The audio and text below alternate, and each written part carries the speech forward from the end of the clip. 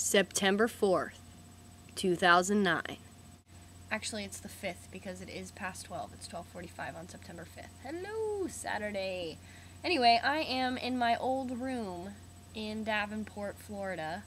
I saw the Carbos, obviously. It was really cute when I got here. Kobe, the now 7-year-old, he just turned 7 today, came running out to my car as fast as he could like lightning and just gave me a big hug, and that was really special because I miss these kids so much. I lived here with my former roommate Megan, who sleeps over here on this bed, and the Carbos. They have 4 kids, 4 beautiful kids, and I just love the Roots community so much, and the things I did with them and the people I got to know and the relationships that were formed for those short 9 months that I was here. I really do cherish those times, not to sound cliche, because I really loved my time here. I do cherish it. I just got to hang out with KB, and Charlesy, my dear Charlesy, and Megan tonight, and there was just fun laughs. We watched a little bit of TV and some Moulin Rouge. It was good girl time tonight. And made my way back here to the house. Gonna wrap it up with a video blog and some reading, so that'll be fun. But I was in the bathroom, and here's a little treasure that I have not forgotten about. We had a poo diary. And for those of you who are not familiar with a poo diary, or in this case, poo notes, it's basically a journal you keep in the restroom. And I know it's kind of gross I brought it out. I probably should wash my hands after this. Yeah, a couple of my undergrad friends started this my sophomore year, and the boys downstairs in the dormitories had the first volume ever. That was quite a trip. You just basically, it's in the bathroom, just like a magazine would be, where your magazines are, or above the toilet or whatever, with a little pen, and you can make entries.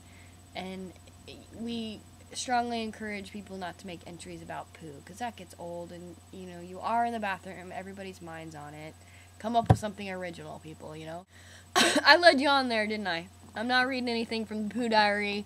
It's not allowed until public readings, and most of that stuff is confidential anyway, so only the toilet holds our secrets. One beautiful memory came to mind tonight when Megan tripped me up. In the mid-sentence, she just all of a sudden... And if you're not familiar with that version, or that episode, I should say, of the Family Guy, I strongly suggest you go look it up on YouTube or Hulu. It is the Who Wants Chowder episode of Family Guy. Basically, I wasn't aware of this episode until one day Megan and I just started pretending like we were throwing up mid-sentence just to throw each other off. Like, oh, Megan, did you remember to bring in the...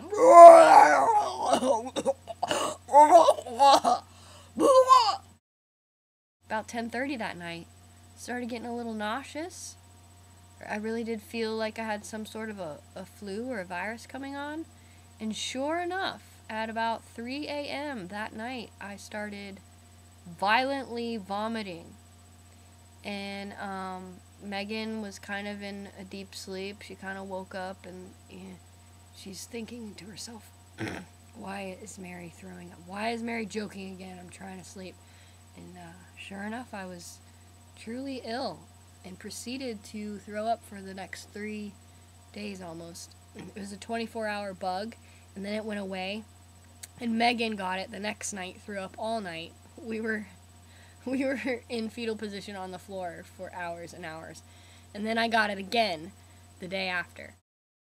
I mean, yeah, it was horrible. I mean, who really wants to vomit? Nobody does. It's excruciating, and you feel like there's no end to it, and you basically don't know what to do. You just end up rolling around on the floor and just resting your head on anonymous objects on the ground, hoping for some relief. And it never comes. Who really wants to do that? But now that we look back on it, we're like, it was supposed to be a joke, and it turned out to be serious. Time to get serious.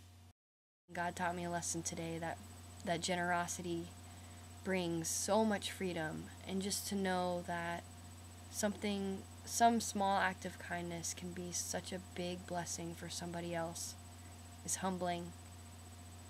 So I gotta trust him to provide for me. And part of a reason why I show that, or why I have the strength to be at least a little generous with some of my things, or service or whatever, is that God is a good God, and He gives me everything I need. And I want to be grateful and show my gratitude for that by giving to other people. And so, yeah, I'm a work in progress, and I have so much more to give. And I do hold on tightly to so many things, and I treasure them. And God is just slowly showing me that the treasures that moths and dust can destroy are never going to bring me happiness. That's something very hard for our materialistic American consumerist mindset to understand. But I'm willing to learn and to grow a little more in that area. This concludes the sappy part of my blog. Good night.